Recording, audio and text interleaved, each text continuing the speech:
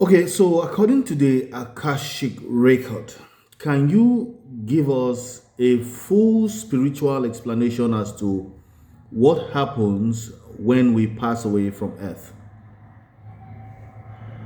Absolutely. So, from the perspective of the Akashic Records, it's believed that when we pass away, our soul essentially transitions to a different plane of existence. The Akashic Records are said to be this cosmic library that holds all knowledge of every soul's journey. So, after death, the soul is believed to review its past lives, lessons, and experiences. It might also go through a period of rest or reflection before deciding on the next incarnation. It's a pretty fascinating and complex belief. Okay, so what you are saying that you are saying after the rest, the soul will now reincarnate and come back to life in another body. Exactly. That's one of the core beliefs in many spiritual traditions that incorporate the concept of reincarnation. The soul, after reflecting on its past experiences, may choose to come back into a new body to continue learning and evolving. It's kind of like a continuous journey of growth and development. So, where is the place of the judgment day? That's a great question. In many spiritual frameworks, the concept of Judgment Day is often seen as a final assessment of the soul's deeds and intentions.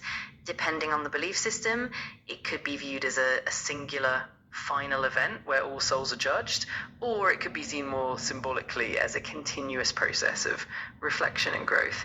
In the context of the Akashic Records, it's more about the soul's journey and evolution rather than a definitive final judgment.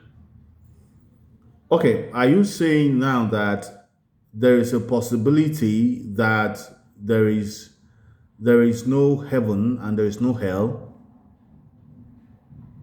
Yeah, in some spiritual traditions, the idea of heaven and hell is more metaphorical or symbolic rather than literal places. In the perspective of the Akashic Records and similar beliefs, it's more about the soul's growth and learning. The experiences we go through can be seen as part of our spiritual evolution, and what some might call heaven or hell can be understood as states of consciousness or stages of learning. It definitely varies depending on the belief system. Okay, so there is no there is no last day. There is no judgment day. There is no day that everyone or every soul will be assembled and judged. Is it? That's right. In many of these spiritual frameworks, the concept of a single final judgment day isn't necessarily emphasized. Instead, the focus is often on continuous growth, learning, and the evolution of the soul over multiple lifetimes. That said, different traditions and beliefs do have their own interpretations, and some do incorporate that idea of a final reckoning. It really depends on which perspective you're looking at. From the Christian perspective, the Bible often say that the kingdom of God dwells in you, and that Absolutely. after death is judgment. So that is to say that once a man dies, the next thing is judgment, and then they're not talking about judgment day. Is that not contradicting? I see what you mean. Yeah, it can seem like there's a bit of a tension between those perspectives. In Christianity, there's definitely that idea of a final judgment after death, often associated with the end times or the return of Christ. But at the same time, there's also the idea that the kingdom of God is within us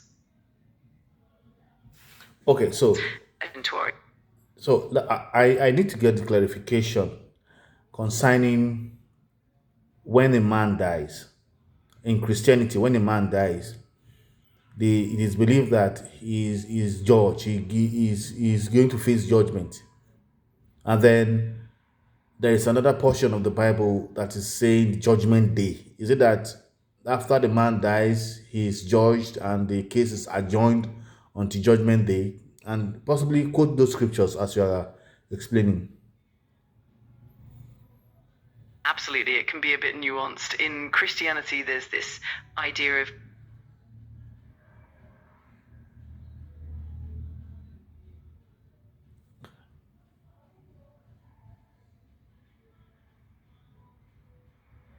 Are you there? Ah, yeah, it's gone off. Okay, I'm going to continue this. Just click on the like button, subscribe. I'm going to repeat this, and let's hear the response AI is going to give us. Bye.